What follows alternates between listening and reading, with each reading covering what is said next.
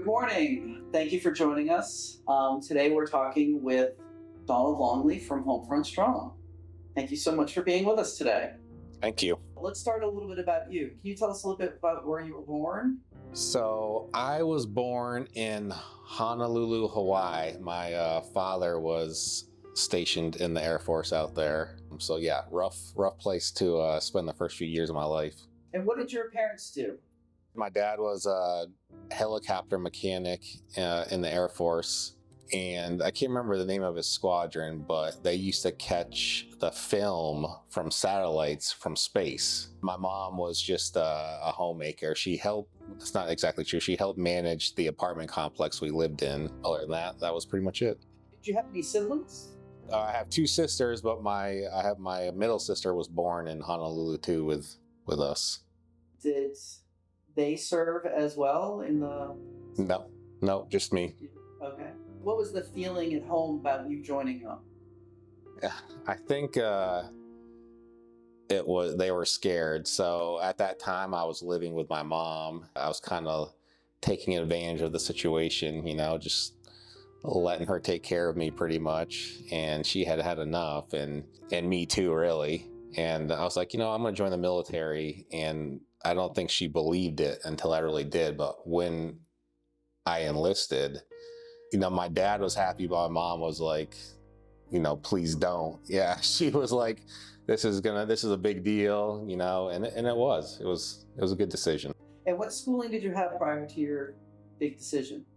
I had a little bit of college. I had jumped around from college to college trying to figure out what I wanted to do, and I wasn't really taking it seriously. I just was kind of being lazy about it. And I went for exercise science. I went for a couple different things, but like I said, I wasn't really mature enough to go through school at that time.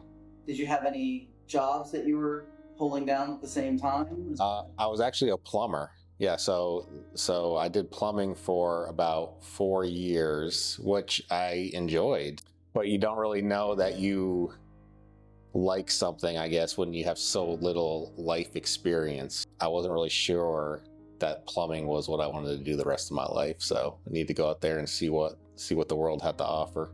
Can you tell us a little bit about what it was like when you first entered? You weren't drafted or anything? No, so I enlisted in Springfield, Massachusetts. It was scary. You take a bus to the airport and you fly into San Antonio, which is where basic training is. There's a whole terminal just for military recruits. Like, that's all that flies in there. They take you on a bus from the airport to Lackland Air Force Base, and you come in at night. It's always at night, just to make it more scary. And as soon as you off that bus, you're getting screamed at. Like, you can't do anything right. You're just getting yelled at. They get you a little bit organized. You grab your luggage. You pretty much immediately put your luggage into storage. Like, anything you brought that was related to your civilian life is now gone. So they're running you through the process of getting clothes and putting your civilian stuff away. And I remember they brought us up to the dorms. And what happens is the prior group of trainees leaves, and they clean the dorm and they make all the beds. So I don't know what time at night this was, but I remember getting to my bed and somebody had done something called short sheeting, where they fold one of the sheets halfway. So you get into it and you can't put your feet into the bottom of the bed, so you're scrunched up in the fetal position. All the while you have a drill instructor screaming at you to get in bed. And I just was like, this is the biggest mistake I ever made in my life. Like, how am I going to get out of this? And realizing over the next few days that there's nothing you can do. Like, you made this decision and you're like, you got to deal with it. So. And why did you join? I just was spinning my wheels. Like, I wasn't doing anything productive. I needed somebody to show me how to grow up, and the military definitely did that. And what branch were you in? So the branch I was in was the Air Force. Air Force. Mm-hmm. Why did you choose that particular branch? I don't really know why. Probably at that time I chose it because it was supposedly the easiest, which isn't necessarily true, but it was definitely looked at by the other branches and other military personnel as one of the easier ones to kind of navigate. And what were your training or schedule like in your early days of service? So basic training is 24 hours a day. I mean, there you have zero time to yourself. It's just all about molding you into this person they want you to be. So 24 hours of marching, schooling, eating, exercising. We marched a ton, just a ton. But then it was in San Antonio. It was hot as heck. I was in San Antonio in July. Like, it was brutal. Not a good combination. No. What was your most vivid memory during that time, or your happiest moments? My most vivid memory is actually being in the dorms on the 4th of July. You know, you grow up going to all these fireworks shows, right? And all of a sudden you're now in a building that has like 12 by 12 windows that you can't see out of, and you're listening to fireworks go off, you know, at some other spot on the base, and you're like, how did I get here? So it was, I'll never forget that moment. Did you have your, I don't know, worst moment or most regretful moment? What was that like? There wasn't really a worse moment. Like, I took it all in stride. You know, I knew that this was the right decision, and I looked at even the hard times as an opportunity to grow. You know, I knew I was bettering myself. So, I mean, it was all difficult. There was times where you're getting yelled at for no reason, and that's all planned, of course. They're making you do things that you think are dumb, and what the heck am I doing this for? But it's all planned. You know, there's a reason for it. So I took it all in stride, and I went through a little bit of an advanced age. I was 23 when I went through, so I was a little bit older than most of the other recruits at the time. I actually overall had an enjoyable experience. What was your first assignment after basic training? So after basic, you pick a job before basic, and I was gonna be an aircraft mechanic. So you go to school after that training, which I can't remember how many weeks that is, but that was at Shepherd Air Force Base in Wichita Falls, Texas. And they train you on the basics of aircraft maintenance. I did that for quite a while. All my schooling was at night, and you wouldn't believe how cold it gets in Texas at night, but it's freezing. I just remember being on the aircraft outside and it being so cold, and us marching back and forth. And so that was my first assignment. And then from there, I went to Dyess Air Force Base, where I started becoming a C-130 crew chief for real. Dyess is probably 3 hours south of Wichita Falls. So I went from Lackland to Shepherd to Dyess, and they call it the LSD trip. So that was my experience. And it's one of the worst ones to get, right? So people join the military and they hope to see the world, and I saw Texas pretty much. So, but that's where I met my wife, so it was good. What were your instructors like? Did you connect with them at all? Yeah, I think being a little bit older helped me connect, even with my drill instructor. Like, you know, they would sit us down, and he'd be yelling out of one side of his mouth and then trying to grow you out of the other side of his mouth. And he's like, you know, I act like this for a certain reason, you know, or I interact with like this for a certain reason, but I'm really trying to, you know, make you guys better. And I really, like, you could tell that he cared about the recruits. And the same with my instructors in training. You know, they really wanted you to be the best that you could be. So it's pretty easy to work hard when you know that your instructors really care about you. So now, you mentioned you were the crew chief of the C-130? yeah, so I was a crew chief of C-130s. That was at Dyess Air Force Base. Were there any other equipment or aircraft that you were certified on? I was a heavy aircraft mechanic. So you know, I'm certified on 130s, but I could work on any heavy aircraft, and then you get certified as you do each job. So, you know, a C-130 has 1,000 different jobs that need to be done, and you get certified. It's like removing a tire, or changing landing gear, or filling hydraulic fluid up, or, you know, taxiing the aircraft, or, you know, towing it or jacking it. So you would have to get certified on each one of those jobs for every single aircraft that you do, which is quite a bit. It takes years. It's not something that just happens in a month. It takes your whole career. I mean, I was in the military for 6 years, and the training never stops. You're always training to get better at, whatever you're trying to accomplish. What was the hardest part of that training?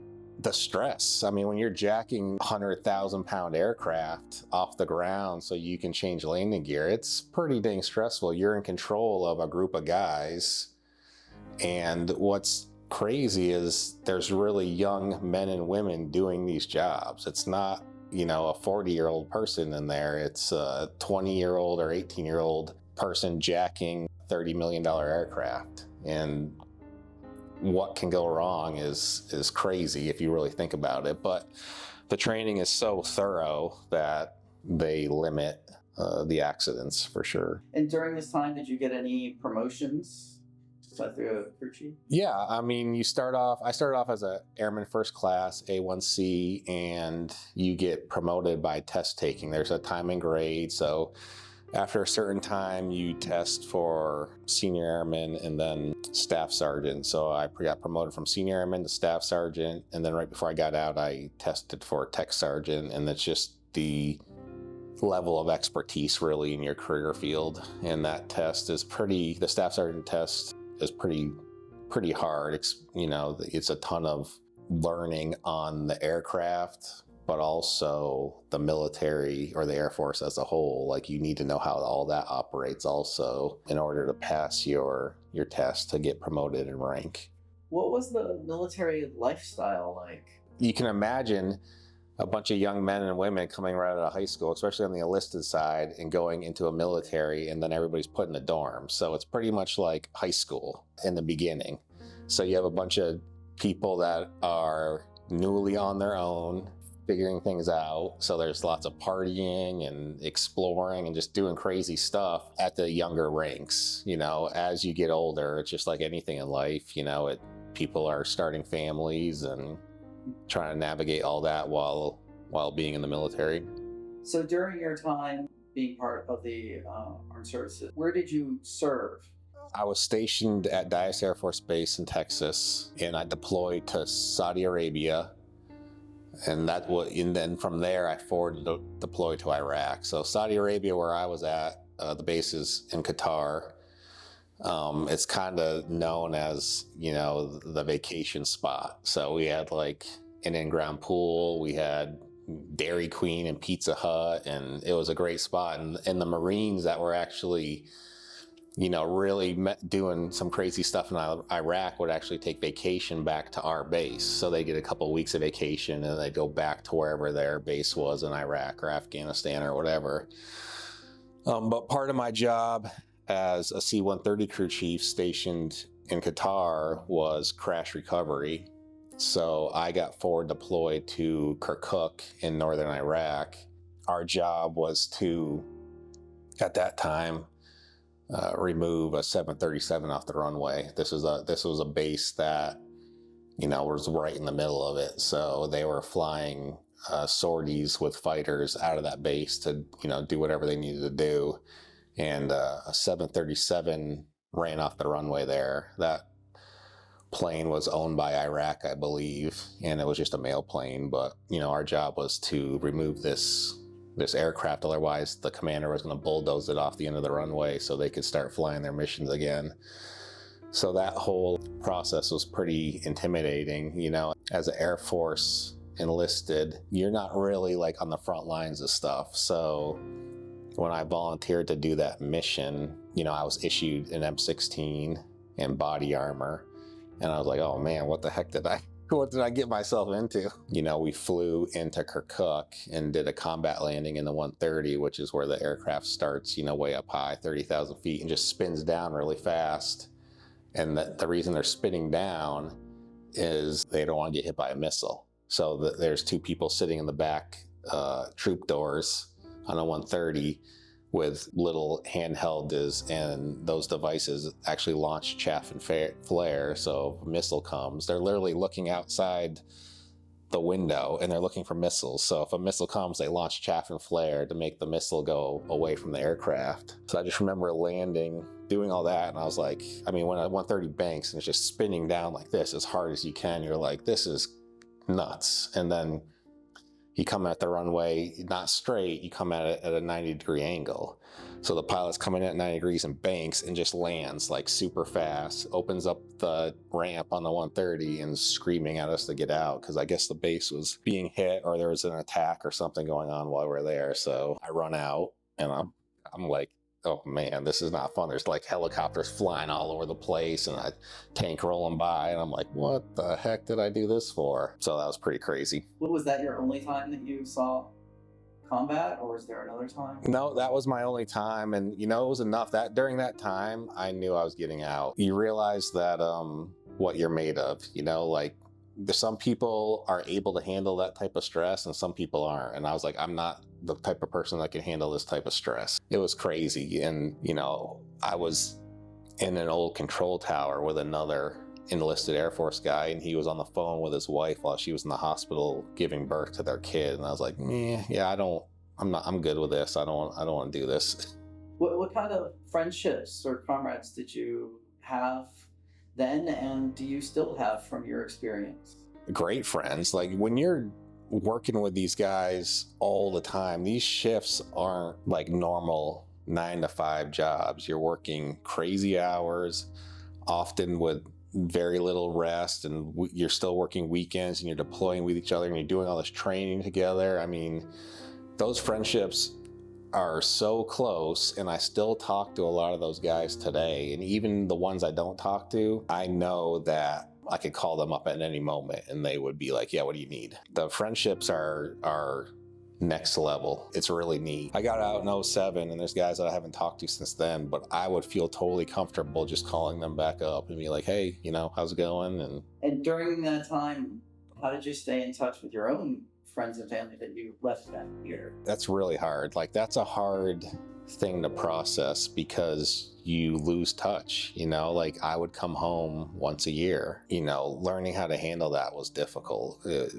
You get homesick, you know, and then eventually you get used to it, but I lost touch with a lot of friends for sure. Family, obviously, you don't lose touch with that much, but it still was difficult and it's expensive, especially, you know, I was in Texas and my family's in Massachusetts. Just, it's difficult and you don't get to see them or your friends as much as you want.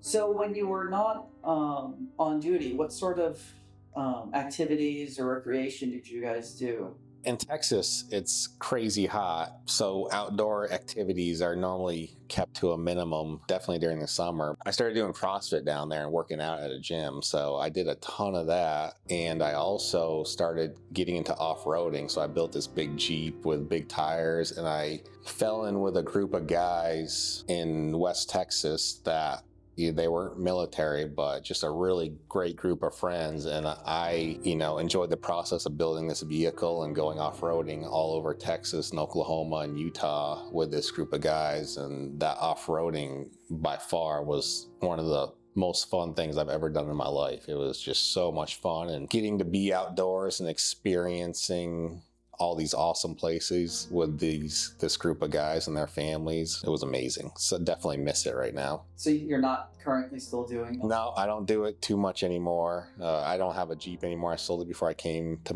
moved back to Massachusetts. Someday I'll get back into it, okay, for sure. When you were deployed, did you have any recreation time then?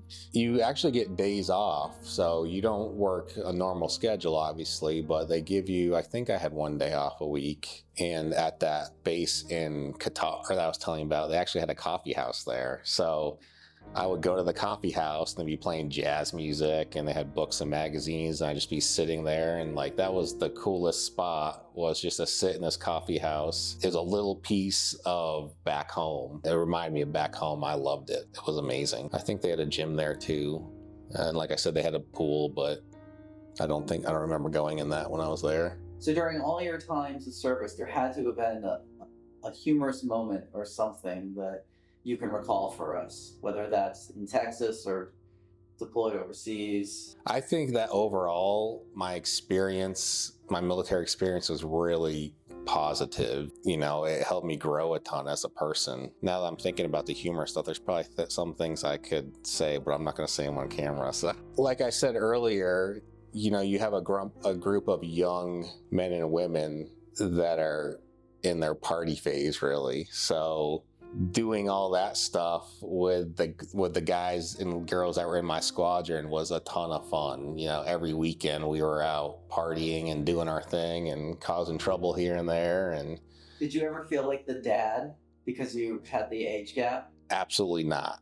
Like, I was having fun. So I mean, I wasn't that much older. I mean, there's a whole range of people, and I definitely wasn't the oldest person in the squadron that was out partying with all these people. There was our staff sergeants at the time. People in charge of us were out partying with us too. So the age thing isn't that big of a deal in the military. It's just this group of military personnel that are, having fun. So do you recall the day your service ended, and where were you? What were you doing, and how did you plan for that? So leading up to that, the whole separating from the military is a big deal. They take you to all these classes, they make you out process, and it's really, they're trying to scare you into staying in. So your enlistment comes up, and they're like, this is how hard the outside world is. This is how much money you need to be making to survive. And you're like, you start thinking about it, you're like, whoa, this is a big deal, because the military really holds your hand through a lot of this stuff. They've made it so people that join the military can be as successful as possible, and you don't have that crutch when you get out. I do remember the day that I separated. They had a little barbecue, and it was actually a bittersweet. I was happy I was getting out, but a lot of the guys that I had come up with had already left the base, so they either had separated themselves or they had transferred to another base. And I was really one of the last guys there of the old crew, I guess you could say. We had a barbecue, and they make you give a little speech about saying goodbye. And so I was saying bye to all these people I didn't really know, because all my buddies that I had come up with had already moved on. That was sad that my friends weren't there as I was separating, but I was always pretty happy that I was getting out. Where were you headed after? I was married, and I married a girl from Texas, so we ended up just moving into the same town the base was in, was Abilene, Texas. My wife had a job there at a local university, and I ended up going into the post office as a mailman after that. So we stayed there for 11 years.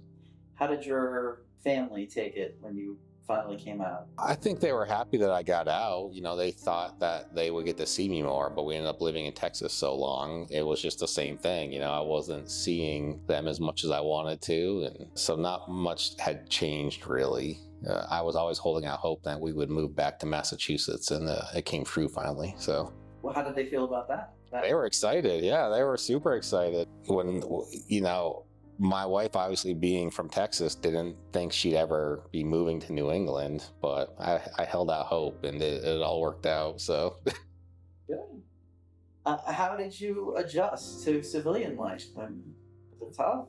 The tough thing is actually coming back from a deployment, especially when you get into situations where you really get scared, and I was scared when I was in Iraq. When you come back, it takes a little bit to readjust to having all these people around you, and you're just not sure what the heck's going on, So that was a little bit of a process to get through. Not that I was in anything crazy.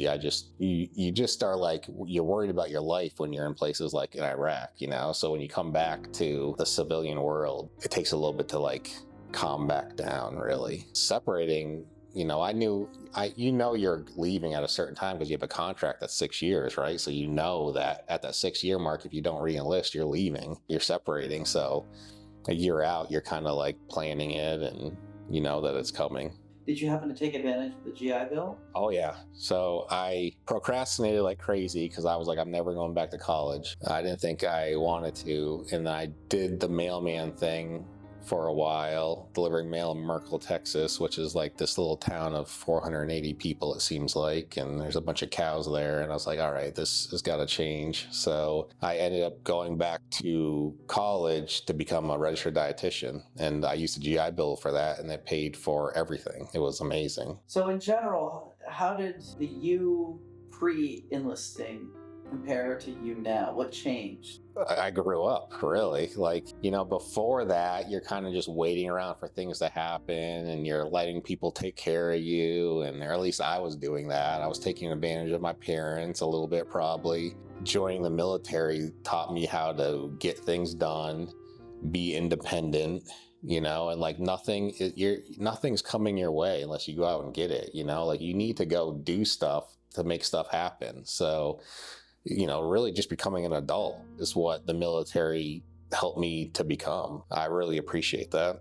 Now that you're out, have you joined any veteran organizations or do you attend reunions at all? We don't have reunions, at least with my squadron. I do attend a ton of veterans organizations. I mean, there's stuff all over the area. Massachusetts is just got a ton of military stuff going on. So, of course, I work with vets now, and my job brings me to these organizations where I get to see a lot of outreach being done, and I enjoy helping be in service to those that have served us. It's really important part of my life. How has your military service impacted your feelings about war and the military in general? I think sometimes that you need to go to war, but I think that all that stuff needs to be questioned super heavily because the people in charge of sending young men and women to war are so out of touch with what's really going on. When you don't have a personal relationship with this young man or woman that's going into combat, it's a lot easier to send them in harm's way, right? So I think that anything needs to be done to prevent war from happening for sure, and the loss of life. So as we're wrapping up, is there a particular message you'd like to leave for future generations who will hear this interview? That my military experience was a positive one. It was super difficult and I was scared and unsure of myself and, at times thought I was going to die. But the whole experience overall was just amazing. It helped me become the person I am today. I wouldn't change it. I really enjoyed it. I recommend it. If you are thinking that that's a path you might take, go see a recruiter or talk to a veteran, and they'll give you, at least when you talk to a veteran, they'll give you the real story of what it's like. So definitely do that. But overall, a positive experience. Is there anything you wish people knew about the experience of being in the armed services, or anything that maybe they don't now that you want to leave them with?